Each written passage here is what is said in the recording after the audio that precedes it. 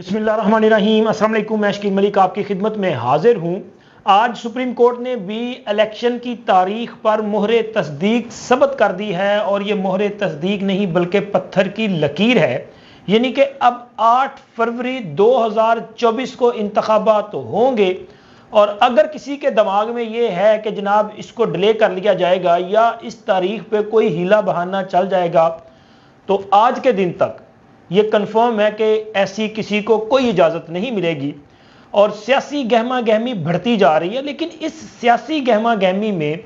गैर मुतवक्के तौर पे मियाँ नवाज शरीफ गायब हैं। वो क्यों गायब हैं और क्या खिचड़ी पक रही है, ये इनसाइड स्टोरी भी आज के वीलॉग का हिस्सा है। और जनाब काजी फायज ईसा साहब का ऐसा हुक्मनामा कि टलियाँ खड़क गई हैं और एक बड़ी कार्रवाई का इंदिया दिया जा रहा है, ऐसी कार्रवाई जो शायद पाकिस्तान में इससे पहले नहीं हुई। तो आज के वीलॉग में इन तमाम अमूर पे तफसीलात के साथ आपके साथ जो है वो बात करनी है, लेकिन उससे पहले दरख्वास्त है कि हमारे इस चैनल को सब्सक्राइब कर दिया करें, वीडियो को लाइक और शेयर भी ज़रूर किया करें, इसके साथ साथ बेल आइकॉन को प्रेस कर दें ताकि हमारी हर वीडियो की जो नोटिफिकेशन है वो आपको सबसे पहले मिले। तो जनाब अली, आज सुप्रीम कोर्ट में इलेक्शन के हवाले से चूंकि हतमी समात हुई है,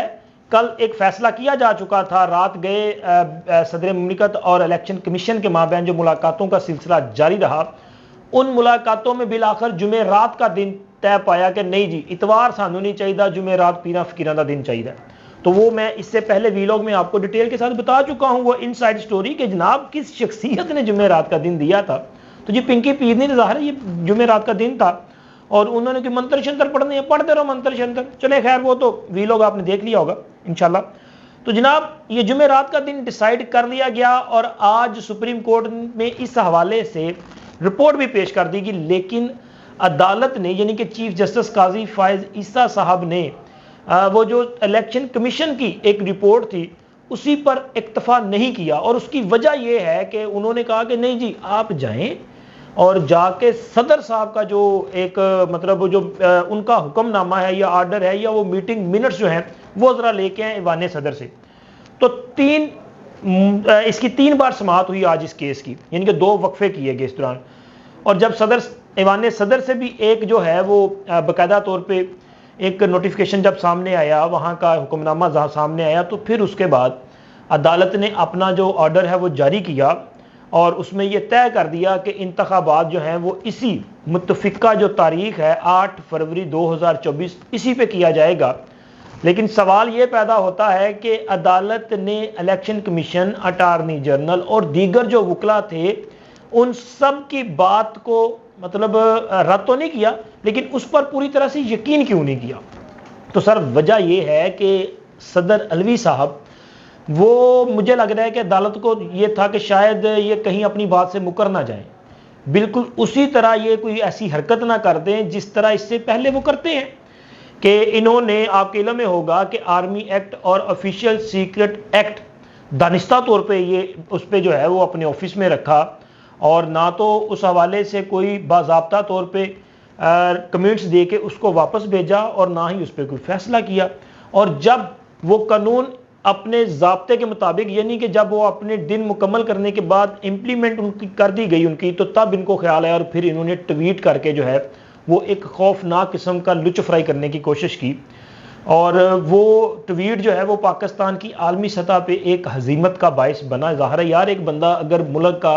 आइनी सरबराह है और वो ये ट्वीट करे कि मेरा हुक्म मेरे ही मातहत अफसरान नहीं मान रहे, तो मेरा ख्याल है कि फिर इससे तासुर अच्छा नहीं जाएगा। लेकिन अलवी साहब उस दिन इनको यह भी चाहिए था कि जब आपका हुक्म नहीं माना गया, तो या तो ये था कि फिर आप उन अफसरान को जो है वो कहते हैं पंजाबी नौकरियां पीजो, तो फिर या तो फिर ये है कि वो ना रहते अपने ओहदों पे, तो या फिर आपको रिजाइन कर देना चाहिए था। ये जो है वो इज्जत के साथ आप चले जाते। लेकिन खैर मेरा ख्याल है कि उसी वजह से, इनके इस कंडक्ट की वजह से आज चीफ जस्टिस साहब ने कहा कि नहीं जी ईवान सदर से आप वो जो चिट्ठी है ना एक वो ले आए, ताकि ये मोहर रहे, हमारे पास एक सबूत रहे कि जी सदर साहब ने इस पर एग्री किया था। अब कोई भी इस डेट से पीछे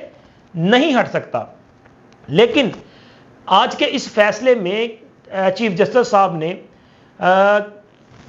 ماضی کے کچھ ایسے واقعات کا ذکر بھی کیا ہے جس میں پرویز مشرف صاحب کا وہ اقدام جو سابق چیف جسٹس افتخار محمد چودھری کی معزولی والا، وہ 3 نومبر والا، آج بھی 3 نومبر ہے،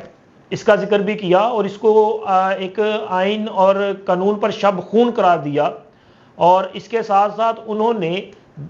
بین السطور جتنے بھی اقدامات، یعنی کہ آمریت کے اقدامات کو تحفظ دینے والے جتنے بھی فیصلے تھے ان پر بھی مطلب انہوں نے ایک طرح سے ان کو غیر قانونی قرار دیا ہے، ان کی حمایت نہیں کی۔ انہوں نے اس پر جو ہے وہ عدلیہ کو بھی یہ باور کرانے کی کوشش کی ہے کہ ہم سے بھی غلطیاں ہوئی ہیں، لیکن مستقبل میں ایسا نہیں ہونا چاہیے۔ اور تازہ ابھی جو واقعات ہیں ان پر تو انہوں نے بڑی تفصیل کے ساتھ اپنے آرڈر میں لکھوا دیا کہ عمران خان کے خلاف جب تحریک عدم اعتماد جمع کروا دی گئی تو اس وقت عمران خان نے بطور وزیر اعظم غیر قانونی کام کیا کہ انہوں نے تحریک عدم اعتماد پر ایوان میں ووٹنگ کروانے کی بجائے وہاں پہ ڈپٹی سپیکر سے غیر قانونی رولنگ لی، اس میں ڈپٹی سپیکر بھی آ جائیں گے، اور اس کے ساتھ ساتھ انہوں نے بطور وزیر اعظم صدر کو ایڈوائس بھیجی کہ میں اسمبلی تحلیل کرنے کی آپ کو یہ ایڈوائس بھیج رہا ہوں، اور صدر صاحب نے غیر قانونی طور پہ اس ایڈوائس پر اسمبلیاں تحلیل بھی کر دیں۔ یہ اقدام جو ہے وہ آئین کو توڑنے کے مترادف ہے، یعنی کہ یہ آئین سے غداری کے مترادف ہے۔ آج کا جو کورٹ آرڈر ہے اس میں یہ بات موجود ہے، اور اب یہاں پہ سوال یہ پیدا ہوتا ہے کہ جب عدالت، پاکستان کی سب سے بڑی عدالت، اور وہاں سے یہ کورٹ آرڈر میں یہ بات شامل ہو جائے تو پھر اس کا مطلب ہے کہ عمران خان اور صدر علوی صاحب اور ان کے ساتھ ساتھ ڈپٹی سپیکر اس وقت کے جو قاسم سوری صاحب ہیں،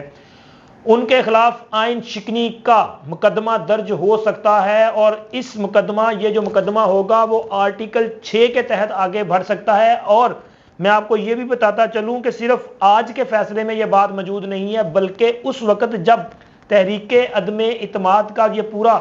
جو سیریل ہے وہ چل رہا تھا، اس وقت سپریم کورٹ میں معاملہ گیا تو اس وقت بھی بینچ کے رکن جسٹس مظہر عالم میاں خیل نے اپنے نوٹ میں یہ بات لکھی تھی کہ اس پہ صدر اور وزیر اعظم نے آئین سے غداری کی ہے، لہٰذا ان کے خلاف آئین سے غداری کی کارروائی ہونی چاہیے، اور اس حوالے سے انہوں نے پارلیمان کو یہ ایک طرح سے ایڈوائس دی تھی کہ آپ اس پر فیصلہ کریں۔ اور اب اس فیصلے پر اور جسٹس میاں مظہر عالم خیل جو ہیں ان کے یہ جو نوٹ تھا، اس کی بنیاد پہ آنے والی اسمبلی جو ہے اس پر بھی یہ بھاری ذمہ داری ہوگی کہ کیا وہ اس معاملے پر انویسٹیگیٹ کرنا چاہیں گے، اس معاملے پر آرٹیکل 6 کی کارروائی کرنا چاہیں گے، اور اگر کارروائی کا آغاز ہوتا ہے تو پھر اس کا مطلب ہے کہ جناب عمران خان تے پہلے ہی مصیبت سے نا، وہ تو پہلے ہی جیل میں ہے، یہ صدر علوی صاحب کے خلاف جو ہے وہ ایک سنگین قسم کا معاملہ وہ چل پڑے گا۔ اور ہاں، صدر صاحب کو آئین کے تحت استثناء ضرور حاصل ہے، لیکن جس دن وہ ایوان صدر سے نکلیں گے اس کے بعد ان کے خلاف کارروائی آگے بڑھ سکتی ہے۔ یہ بڑا سنگین معاملہ ہے۔ اب دیکھیں کہ ان کو اس میں کوئی ریلیف مل سکتا ہے یا نہیں۔ بظاہر مجھے لگتا ہے کہ کوئی ریلیف نہیں ملے گا۔ اور اب بات کریں گے سیاسی گہما گہمی، ظاہر ہے الیکشن جو ہے وہ جمہوریت کی بنیاد ہے، اور کسی بھی سیاسی جماعت جو ہے اس کی مقبولیت کا پیمانہ الیکشن ہوتا ہے، اور تمام پولیٹیکل پارٹیز کی یہ خواہش ہوتی ہے کہ وہ الیکشن میں زیادہ سے زیادہ اپنے لیے جو ووٹ ہے وہ اکٹھا کر سکے اور ان کی سیٹیں جو ہیں وہ زیادہ ہوں، اور لہٰذا جس کی بنیاد پہ وہ قومی اسمبلی میں مرکزی حکومت اور صوبوں میں صوبائی حکومت قائم کر سکے۔ اور اس وقت سیاسی گہما گہمی جو ہے وہ کافی عروج پہ دکھائی دے رہی ہے۔ یہ خیال کیا جا رہا تھا اور کہ جیسے ہی میاں نواز شریف وطن واپس آئیں گے تو سیاسی جو ماحول ہے وہ کافی گرم ہو جائے گا، اور میاں نواز شریف اپنی جماعت کی کمان کرتے ہوئے دکھائی دیں گے۔ 21 اکتوبر کو میاں نواز شریف کی آمد کے بعد مسلم لیگ نون کی جو پاپولیرٹی ہے، مقبولیت ہے، وہ بالکل اس کی وہ کیا کہتے ہیں اپنا ایک C-130 کی طرح اس کی پرواز تھی، بالکل اوپر جا رہی تھی، اور میاں نواز شریف کی اس تقریر کو بہت زیادہ جو ہے وہ اپنا پذیرائی بھی ملی۔ لیکن انفارچونیٹلی اب دیکھنے میں یہ آ رہا ہے کہ میاں صاحب جو ہیں وہ صرف ڈرائنگ روم کی سیاست تک محدود ہو گئے ہیں، کچن کیبنٹ کے لوگوں کو روزانہ بلاتے ہیں، ان سے گپ شپ لگاتے ہیں۔ ایک انہوں نے چند رہنماؤں کو جو ہے وہ طلب کیا تھا، لیکن اس کے بعد کوئی بڑی جو کوئی ایکٹیویٹی ہے وہ بظاہر دکھائی نہیں دے رہی. ہاں کل 4 نومبر کو شریف میڈیکل سٹی میں ایک بڑی جو اینول جنرل کونسل ہے، یعنی کہ اس میں پارٹی کے بڑے ورکرز جو ہیں تمام ورکرز کو مدعو کیا گیا ہے. یہ ایک بڑا فنکشن ہوگا، لیکن اس پورے پیریڈ میں 21 اکتوبر سے آج یعنی کہ 3 نومبر اور کل 4 نومبر تک اس دوران کوئی بڑی ایکٹیویٹی مسلم لیگ نون کی بالخصوص میاں نواز شریف کی نظر نہیں ہے. جبکہ دوسری طرف پنجاب کے محاذ پہ ہمیں اس وقت جہانگیر ترین اور علیم خان جی جو استحکام پاکستان والے ہیں یہ بڑے متحرک دکھائی دے رہے ہیں. آخر کیا وجہ ہے کہ میاں صاحب کیوں ان ساری چیزوں کو نظر انداز کر رہے ہیں؟ تو جناب اس پہ جو ان سائڈ سٹوری ہے وہ یہ ہے کہ ایک تو میاں صاحب اپنے مقدمات کی وجہ سے اس وقت کچھ کنفیوژن کا باعث شکار ہیں، کیونکہ اب اگر 8 فروری کو انتخابات ہوتے ہیں تو نومینیشن پیپرز فائل کرنے کا جو پروسیس ہے 5 دسمبر جب حلقہ بندیاں فائنل ہو جائیں گی تو اس کے بعد پھر شیڈول بھی آنا ہے. شیڈول کے بعد فوری طور پہ نومینیشن پیپرز فائل ہوں گے. تو اب آج سے 5 دسمبر تک شاید 1 مہینہ چند دن باقی ہیں. تو اس 1 مہینہ چند دن میں میاں نواز شریف کو اگر عدالت سے ریلیف ملتا ہے ان کی نااہلی کے حوالے سے تو وہ الیکشن میں نظر آئیں گے، ورنہ تو پھر الیکشن نہیں لڑ سکیں گے.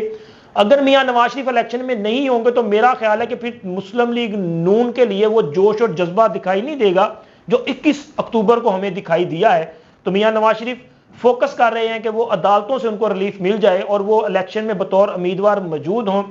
لیکن اس کے ساتھ ساتھ وہ آئندہ حکومت سازی کے لیے بھی یہ جو ان کی اپنا کچن کیبنٹ ہے وہ ایکٹیو ہے. سردار ایاز صادق صاحب بلوچستان میں سن لگا کے بیٹھ گئے ہیں اور وہاں پہ باب پارٹی اور دیگر لوگوں سے رابطے کیے جا رہے ہیں.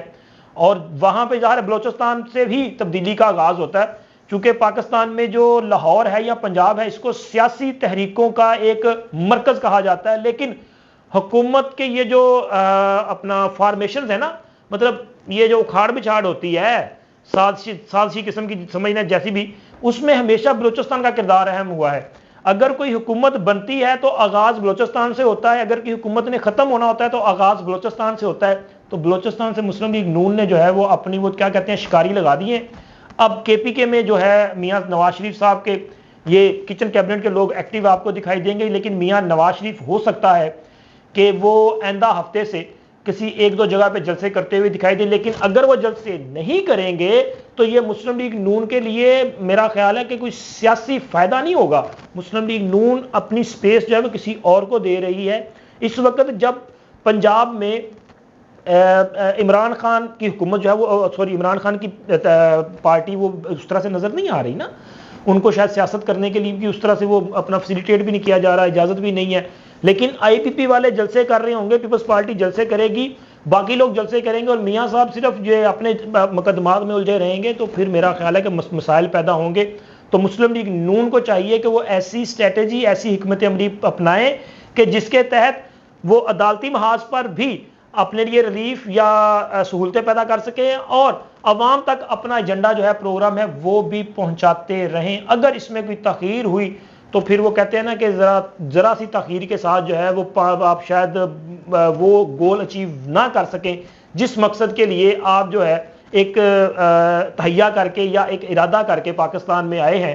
تو پھر وہ ہونا جو ہے وہ شاید مشکل ہو جائے گا. تو لہٰذا مسلم لیگ نون کی قیادت اور بالخصوص میاں نواز شریف کو اپنے کارکنوں کے ساتھ نہ صرف تعلق بڑھانا پڑے گا، رابطہ بڑھانا پڑے گا، بلکہ ان کو ایکٹیو کرنا پڑے گا. کیونکہ